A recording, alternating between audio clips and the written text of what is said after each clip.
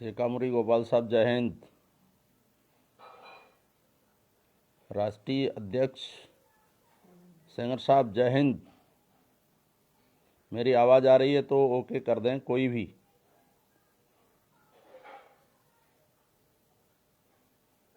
और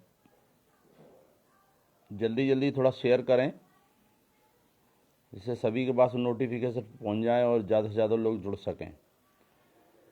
vice president Rampal Singh गौर साहब जय हिंद।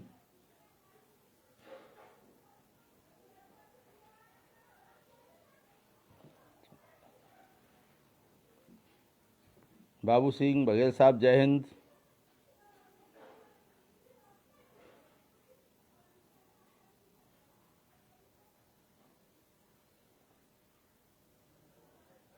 ओके सर,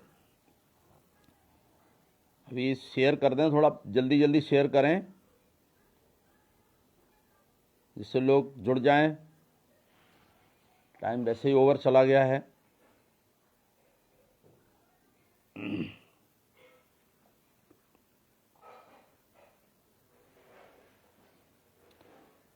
जितने भी व्यूअर्स लाइव प्रोग्राम में हैं प्लीज़ शेयर करें।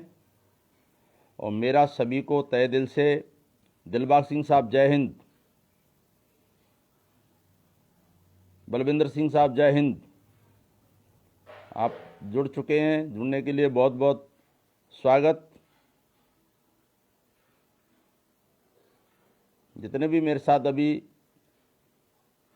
फेसबुक लाइव प्रोग्राम में जुड़े हुए हैं सभी का मैं आभार व्यक्त करता हूं, स्वागत करता हूं।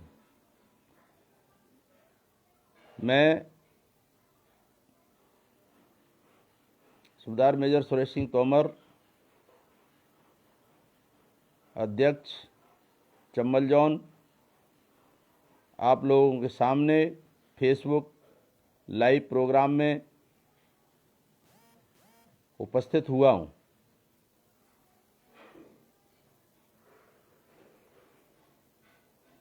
मैं राष्ट्रीय टीम के सभी पदाधिकारियों का जय हिंद करता हूं।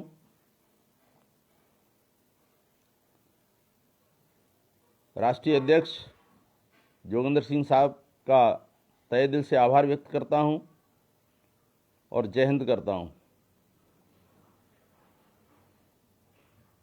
राष्ट्रीय उपाध्यक्ष रामपाल सिंह गौर साहब को मेरा जय हिंद। जनरल सेक्रेटरी असीन खान साहब को मेरा जय हिंद, जिन्होंने मुझे आज इस पावन अवसर पर फेसबुक लाइव प्रोग्राम में बोलने का अवसर दिया। थैंक यू साहब। राष्ट्रीय टीम के सभी पदाधिकारियों को मेरा जय हिंद। सभी प्रदेश के पदाधिकारियों को मेरा जय हिंद। आज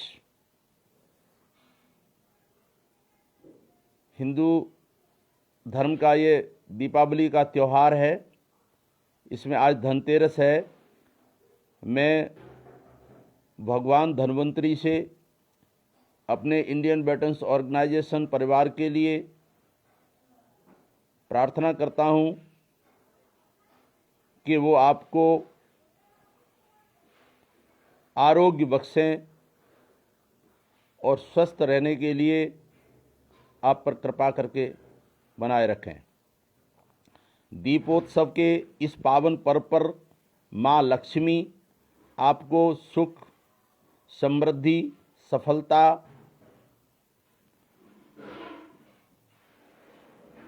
शांति, सौहार्द एवं स्वस्थ दीर्घ आयु जीवन व आप पर आपको खुशियां प्रदान करे। यह त्यौहार धर्म पर अधर्म की विजय, अनीत पर नीत की विजय और हमारे आदर्श श्री भगवान राम, जिन्होंने मानव जीवन के आदर्शों को स्थापित किया है। पुत्र की क्या जिम्मेदारी है, पिता की क्या जिम्मेदारी है, और शासक होने के नाते राजा की क्या जिम्मेदारी है, हर जिम्मेदारी को उन्होंने त्याग क्या है, बलिदान क्या है, कोई भी जीवन का मूल्य ऐसा नहीं छोड़ा जिसको उन्होंने स्थापित नहीं किया। इसलिए वो मर्यादा पुरुषोत्तम श्री राम कहलाए। हमें उनके आदर्शों का अनुसरण करना चाहिए और हर समय हमें ये सीख लेना चाहिए कि हम मानव होने के नाते हमारा क्या नैतिक और सामाजिक जिम्मेदारियां हैं। वैसे तो हमारा संगठन उन वैल्यूज़ को मद्देनज़र रखते हुए काम कर रहा है जो मानवता की जो पराकाष्ठा होती है, मानवता जिसे हम ये कह सकते हैं कि हम एक अच्छे मानव बनाने के लिए, अच्छे लोग बनाने के लिए जो काम कर रहे हैं, जिससे कि समाज का कल्याण हो, अपने भूतपूर्व सैनिकों, वीर नारियों,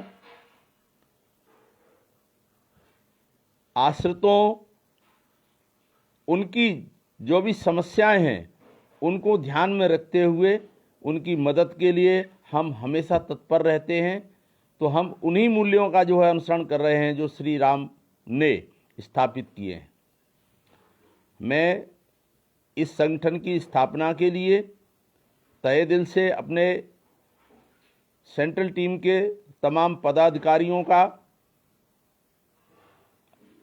अपने जॉन की तरफ से और पूर्ण आईवीओ की तरफ से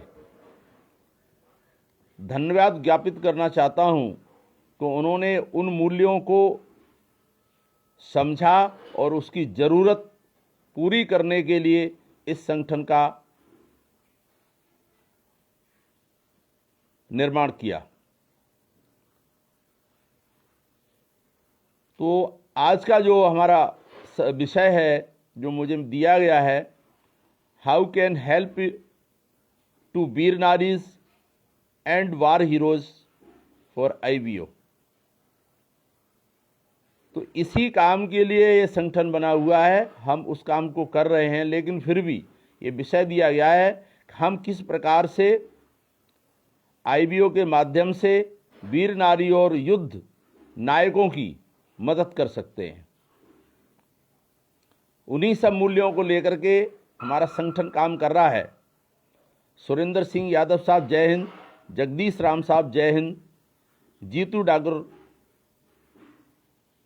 सर जय हिंद, धर्मेंद्र गुलिया साहब जय हिंद, शेखामुरी गोपाल साहब जय हिंद, राधेश्याम डंडोतिया साहब बहुत बहुत आभार, जय हिंद।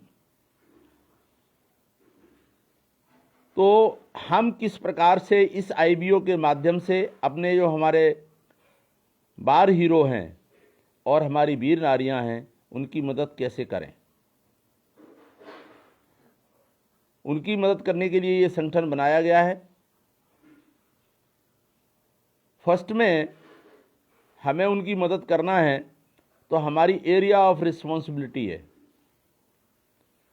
उसमें वीर नारी और जो हमारे भूतपूर्व सैनिक, जिसमें हमारे वार हीरोज़ भी हैं जिन्होंने युद्ध में बहुत अच्छा प्रदर्शन किया है, और जो भी भूतपूर्व सैनिक हैं वो सारे हमारे वार हीरो ही हैं। उनको ये नहीं कहा जा सकता कि वार हीरो अलग हैं, हमारे भूतपूर्व सैनिक अलग हैं। जितना भी भूतपूर्व सैनिक है आज के दिनांक में वो सब वार हीरो हैं। हमें उनकी मदद के लिए हमेशा तत्पर रहना है। तो इसके लिए हमें अपनी एरिया ऑफ रिस्पॉन्सिबिलिटी के अंदर उनका हमें डाटा बैंक तैयार करना चाहिए। जब तक हम उनका डाटा बैंक हमारे पास नहीं होगा तब तक हम उनकी मदद ठीक तरीके से नहीं कर पाएंगे। अब डाटा बैंक कैसे तैयार हो, इसके लिए एक सरल माध्यम है कि आप उनकी पूरी डिटेल्स जो हमारा सैनिक कल्याण कार्यालय है वहाँ से ले सकते हैं। लेकिन आज की स्थिति में जो लोग रिटायर होते हैं उस टाइम पर, रिटायरमेंट के टाइम पर उनके डॉक्यूमेंट के अंदर जो एड्रेस होता है उस डॉक्यूमेंट की ही एंट्री, उस एड्रेस की एंट्री जो है सैनिक कल्याण कार्यालय में होती है। लेकिन वो अपनी ज़रूरतों के अनुसार, किसी को नौकरी करना है, किसी को बच्चों को शिक्षा देनी है, किसी को कहीं पर अन्य जगह पे बिजनेस करना है, अन्य अन्य काम से वो लोग दूसरी जगह पे जो है रहने लगते हैं। तो उनका जो हमें सैनिक कल्याण कार्यालय से डाटा मिलता है वो थोड़ा मिसमैच हो जाता है। इसके लिए हमें उनका जो है एड्रेस ग्राउंड लेवल पर जो है हमें लेना है कि वो अभी प्रेजेंट कंडीशन में, जो प्रेजेंट टाइम है उस टाइम पर कहाँ पर है। इसी प्रकार से वीर नारियों का, तो उनका डाटा बैंक तैयार करेंगे और उनके कंटैक्ट नंबर, जिससे उनसे बात हो जाए, वो नंबर को हमें कहीं न कहीं से जो है इकट्ठा करना है। और वो जो कंटैक्ट नंबर हम ले रहे हैं वो सर्विस कंडीशन में होना चाहिए, उनसे बात हो सके। और उसके अलावा जब हम ये सब सारी चीज़ें कर रहे हैं, फैमिलराइजेशन कर रहे हैं, हम वहाँ पे कॉन्टैक्ट में जा रहे हैं, तो उस टाइम उन लोगों के डाटा बैंक को एयर मार्क जरूर कर लेना चाहिए जो लोग परेशानी में हैं। उनकी किस प्रकार की परेशानी है उसको आप जो है समझें, लेकर के आएँ, और जिस लेवल पर भी, चाहे वो जिला स्तर पर, संभाग स्तर पर, प्रदेश स्तर पर या हमारे राष्ट्र स्तर पर, जिस भी समस्या, जिस लेवल की समस्या है उस लेवल तक उसको पहुंचा देना चाहिए। चाहे भले ही जिला स्तर पर अगर काम पूरा हो सकता है, उसकी समस्या जो है जिला स्तर पर निपटाई जा सकती है, लेकिन उस समस्या को हमें हमारे उच्च पदाधिकारी हैं उनके संज्ञान में अवश्य डाल देना चाहिए, जिससे हमें ज़रूरत पड़े तो वो अपना जो है हेल्पिंग ग्राउंड तैयार कर सकें। और अगर काम हो जाता है तो उसका फीडबैक तुरंत दे दें कि सर हमारी जो समस्या थी हमने बताई थी उसका समाधान हो गया है। तो वहाँ पर हमारा जो है फीडबैक सिस्टम भी जो है चला जाना चाहिए। पहले तो हमें अपने AOR का डाटा बैंक तैयार करना है। सेकेंडली, पूर्व सैनिकों के साथ समस्त वीर नारी और बार हीरोज को आवश्यक रूप से IBO के मेंबरशिप करवा देनी चाहिए। जितने भी हमारे भूतपूर्व सैनिक हैं, वीर नारीज हैं और हमारे जो भी बार हीरोज हैं, उनकी हमें मेंबरशिप करा देनी चाहिए। जिससे क्या होगा, वो मेंबर होंगे, हम अपने ऑब्जेक्ट्स, हमारे जो क्या लक्ष्य हैं उन लक्ष्यों के बारे में बता करके हम अवेयर करते हैं और उसके बाद उनको हम ज्वाइन कराते हैं। तो उनको पता है हमारी कोई समस्या है तो हमें सबसे पहले अपने संगठन को बता देना चाहिए। तो उनकी समस्या जब हमारे पास आ जाएगी तो हम उसके समाधान में लग जाएंगे और उसको समाधान कराएंगे भी। और हमारे देश में एक नहीं अनेक ऐसे उदाहरण हैं बड़ी बड़ी समस्याओं के, उनका समाधान IBO ने कराया है, चाहे किसी भी लेवल पर उसकी बात करनी पड़ी हो।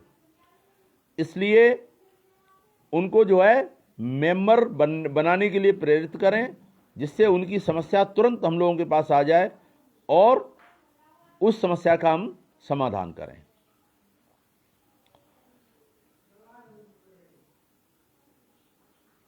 सेकंड, अगली बात है, जब भी उनकी समस्या का पता चले तो नज़रअंदाज ना करें।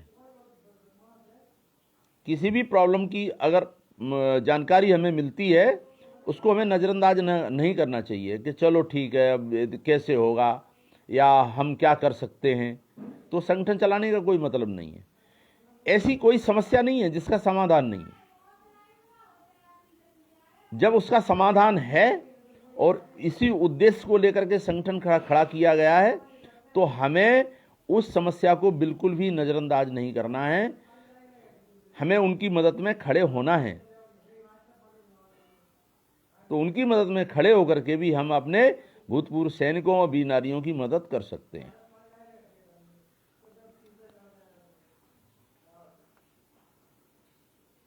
उसके बाद मेन पॉइंट है कि संगठन को समझना। हम इस अपने संगठन को जो चला रहे हैं, हमारा जो संगठन चल रहा है, तो इसके बारे में हमारे जितने भी भूतपूर्व सैनिक हैं, चाहे वो जुड़े हैं चाहे भले ही नहीं जुड़े हैं, वीर नारीज हैं, जो भी लोग आईवीओ में जिस उद्देश्य को लेकर काम कर रहा है, उस उद्देश्य से हमें हटना नहीं है। तो हम अपने संगठन के बारे में समझाने में जो है हमें ताकत लगानी होगी कि जो भी लोग हमारे साथ आने वाले हैं, आ चुके हैं, या जिन्हें हमें अपने साथ लाना है, उन लोगों को संगठन के बारे में पूरी जानकारी दें, जिससे कि वो संगठन को समझें। अब संगठन को किस प्रकार से समझाएंगे, तो उसके लिए हमारा उद्देश्य क्या है, उद्देश्य के बारे में हमें जानकारी देना है। तो संगठन के सदस्य संगठन के मिशन, उद्देश्य और लक्ष्य समझौते के संदर्भ में स्पष्ट होना चाहिए, और लोग संगठन के उद्देश्यों का समर्थन करते हैं या नहीं, ये जो है संगठन का उद्देश्य हमने जो उनको बताया है, उसका वो संगठन का समर्थन कर रहे हैं या नहीं कर रहे हैं। हमने अगर उनको ठीक से संगठन का उद्देश्य समझाया है, तो 100% वो जो है हमारा समर्थन करेंगे और वो जुड़ेंगे, हमारे ऊपर भरोसा रखेंगे, और वो अपनी समस्याएं हमको बताएंगी, तभी हम वो अपने लक्ष्य को जो है हासिल करेंगे, तभी हम उनकी मदद कर सकते हैं। इसलिए संगठन को और संगठन के बारे में हमें उनको पूर्णतः समझाना चाहिए। अब संगठन की संरचना क्या है? भाई संगठन तो है, संगठन हमने बोला संगठन है, हमारा ऑर्गेनाइजेशन है, काम कर रहा है, लेकिन वो संगठन की संरचना क्या है, उसका स्ट्रक्चर क्या है? हम अपने संगठन को हमारा कार्य को किस प्रकार से विभाजित कर सकते हैं?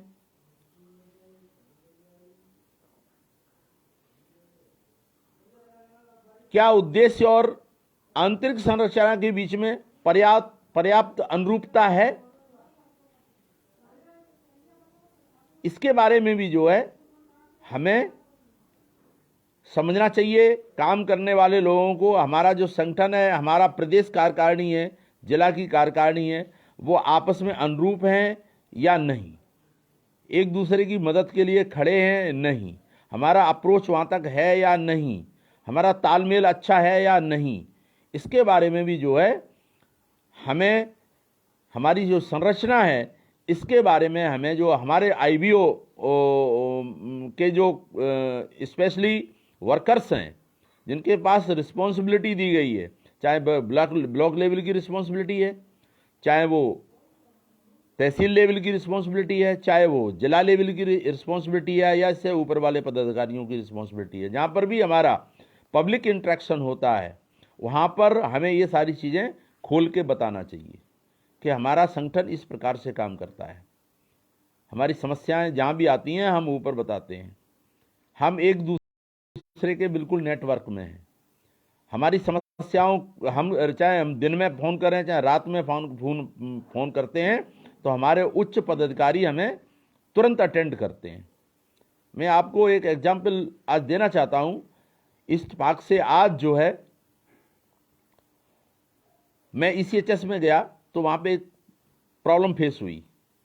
प्रॉब्लम ये थी कि वहाँ पर डॉक्टर ने देखा, मेडिसिन उन्होंने लिखा, लेकिन मेडिकल स्टोर से मेडिसिन नहीं मिला, पूरा एने कर दिया। मैंने वहाँ पे OCHS से बात किया, उन्होंने बोला इसका समाधान आप बताइए, हम इसका कुछ नहीं कर सकते।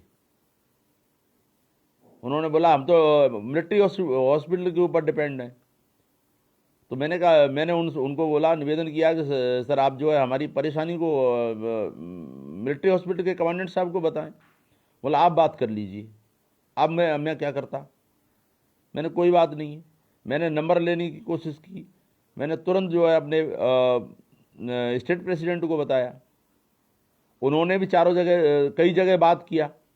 फिर मैंने नंबर उनका जो है नहीं मिला, तो एक बार जो है हमारे राष्ट्रीय अध्यक्ष ने सेंट्रल कमांडेंट से बात किया था, जो औरैया का केस था उसमें, तो मुझे पता था कि साहब के पास नंबर हो सकता है। तो मैंने उनको बताया सर ये समस्या हुई है और उसकी वजह से जो है यहाँ पे प्रॉब्लम हो रही है, मुझे नंबर नहीं मिल रहा है उनका, कमांडेंट साहब का। उन्होंने नंबर मेरे पास है, मैं देता हूँ। मैंने फिर उनसे बात किया, तो कमांडेंट साहब ने उस टाइम मेरा फ़ोन नहीं उठा पाया, लेकिन वो 2:45 बजे खुद फ़ोन करके आए और जो समस्या थी उसका समाधान हुआ।